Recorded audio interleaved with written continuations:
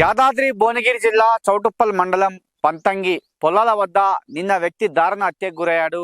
దానికి సంబంధించి ఆ సంఘటన వద్ద మనం ఉన్నాం, చూస్తున్నాం. ఆ ప్రాంతం నిన్న ఇక్కడే ఆ సంఘటన జరిగింది. దానికి సంబంధించి ఆ వ్యక్తిని మొత్తం బండరాలతో మోది చంపినటువంటి ఘటన అని చెప్పాలి.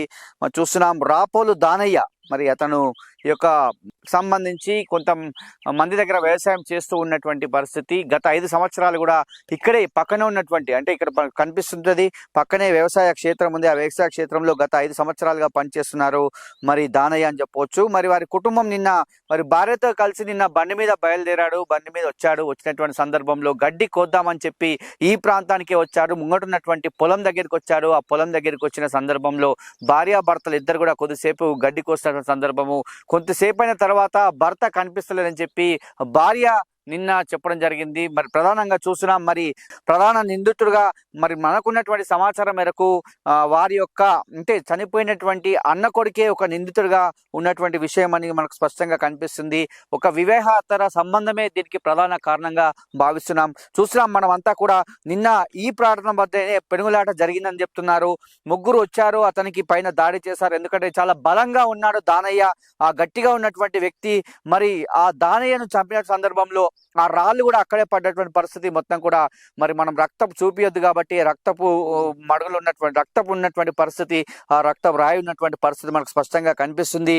మరి నిజంగా సమాజంలో ఎటుపోతుంది అనేది కూడా ఒకసారి ఆలోచన చేసినట్లయితే, మరి భార్య నిన్న చెప్పినటువంటి విషయాలు చూస్తే నాకేమీ తెలియనట్టు నిన్న వ్యవహరించినటువంటి తీరు నిజంగా కొంచెం అనుమానం కలిగించని చెప్పవచ్చు. ఎందుకంటే నేను అక్కడ వ్యవసాయ బావి వద్ద నేను గడ్డి కోస్తున్నటువంటి సందర్భంలో కొద్దిసేపటి తర్వాత అతను ఎక్కడికి వెళ్ళిండో చూడలేదు. ఒక గంట తర్వాత నేను చూసేసరికి కనిపిస్తాయని చెప్పి నేను ఫోన్ చేశాను, మా మరిదికి ఫోన్ చేశానని చెప్పినటువంటి సందర్భంలో అందులోనే కొంచెం అనుమానం వచ్చేటువంటి సందర్భంలో పోలీసులు దర్యాప్తు చేశారు.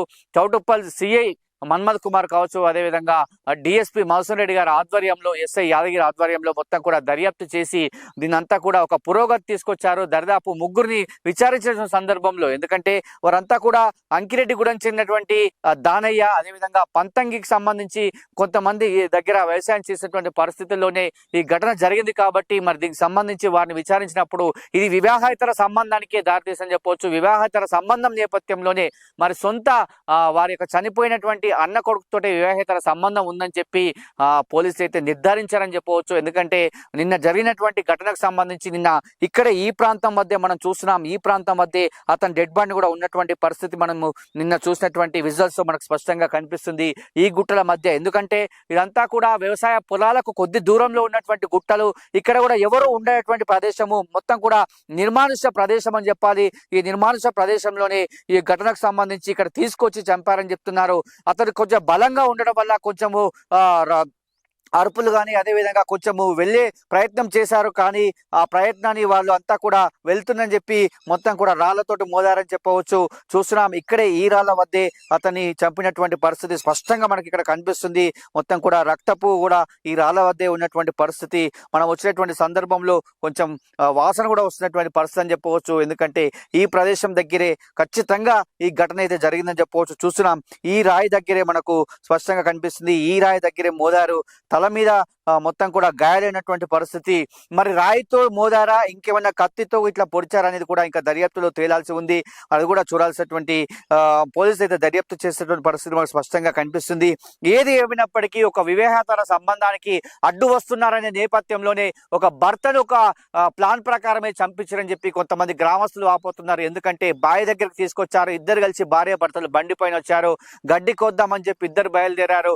కానీ భార్య గడ్డి కోస్తున్నటువంటి యాక్షన్ చేసినటువంటి పరిస్థితి. కానీ భర్త మాత్రము అక్కడ గడ్డి కోసినటువంటి సందర్భంలోనే అతన్ని మరి ఇక్కడికి పిలిచారా, లేదంటే అతన్ని గుంజుకొచ్చారా, లేకుంటే ఇంకేం చేశారా? ఎందుకంటే ఇదంతా కూడా పంతంగికి చాలా దూరంలో ఉన్నటువంటి ప్రాంతం, ఉన్నటువంటి వ్యవసాయ క్షేత్రము చాలా దూరం. అంటే ఈ పక్కన మొత్తం కూడా అడవి ఉన్నటువంటి మనం చూస్తున్నాం. ఇదంతా కూడా అడవిలాగా ఉన్నటువంటి పరిస్థితి. మొత్తం కూడా చెట్లు చెరాలు నిర్మానుష్య ప్రాంతము అంతా కూడా రాయలు ఉన్నటువంటి పరిస్థితి.